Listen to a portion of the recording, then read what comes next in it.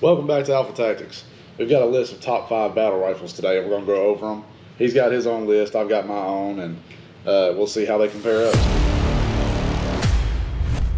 So, what's your number 5? My number 5 is going to be the Tavor. Short package. IWI is known to be very reliable. Their military uses it. So that's going to be number 5. It may not be the most accurate, but a lot of your battle rifles aren't going to have a half MOA. Yeah, no, I didn't really think about that one. So when we say battle rifles, we generally mean like semi-auto, 308, heavier 6.5, calibers. right. Mine's going to be the FN FAL, FAL. Yeah. So I put that on my list just because of the history behind it. It was arguably a lot better than our when we were still using the M1 Garand and whatnot. So I think they kind of outclassed us on that. Yeah. And so that's why I put it there. Plus, it was also the beginning of another rifle that I'm going to talk about here as well. Okay, well, my number 4 is going to be FN SCAR. It's been in multiple militaries. It's served its purpose. I'm not the biggest fan of it, but it got the job done. It's proven.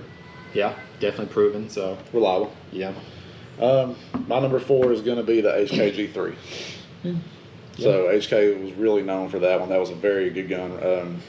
I believe it was also on the roller delayed system, as well as the MP5s and whatnot. I could be wrong, but yeah, it's just a very well rounded gun. My number 3 is going to be the FN FAL. So, like you said, good gun. It was before its time. Yeah, so that was a good gun. What are we at now? My number 3 is the M1A SOCOM 16.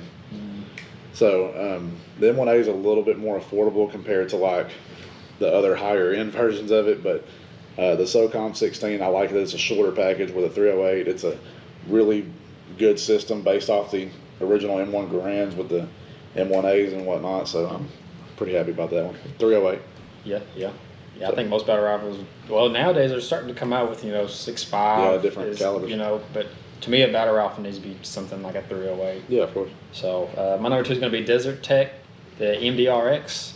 It's another bullpup short package, but like the Tavor, it may not be the most accurate gun, but I think the Desert Tech is more accurate than that. I think the Tavor. Yeah. It's a better gun, but it's a lot more pricey too. Yeah, Desert Tech's definitely known for their quality control. Yeah, they are amazing guns if you get your hands on one. It's expensive, extremely expensive. Yeah. So my number 2 is actually going to be very similar and related to the number 3 is the M14, the EBR 14, so the military's version of it. Yeah. So I'm not exactly sure. I think those are select fire, but that packing that crazy amount of a punch with that chassis on it, they're just extremely well made guns.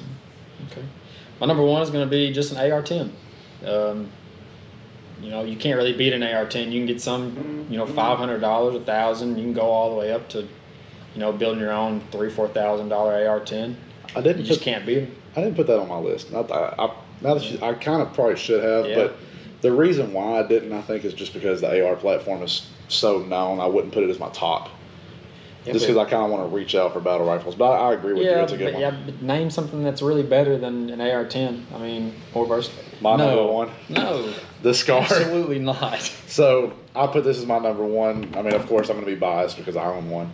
But this gun has been pretty much in every military as far as, what helps us out. What is it? And all the people that complain about how bad it is. So, I mean, okay, there are the complaints out there, but there are complaints on every gun, so that's fine. Have you hurt yourself on the AR-10 before? I have hurt myself with this gun. Yeah. Charge and handle dig. Yeah. Listen, now they make one that's non-reciprocating. 20 years later, yeah. Anyways, but it's extremely reliable. It's well known. It's very much proven. They're known to destroy optics and stuff like that. I mean, but the accuracy you get out of this. So mounting lasers out here on the end, seeing how this upper's all one solid piece, you're going to have more accuracy out of whatever you mount out here on the end rather than like ARs with, handguards that aren't one solid piece with the upper.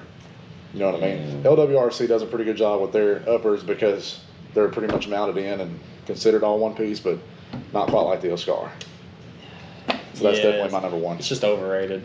It is. I mean, when it first came out, it was cool and, it served its purpose, but it's still cool. You're just a hater. This isn't 2000 anymore, so Thank you guys for watching. Y'all hit that subscribe button, like, comment, do all that good stuff, and we'll see you in the next one.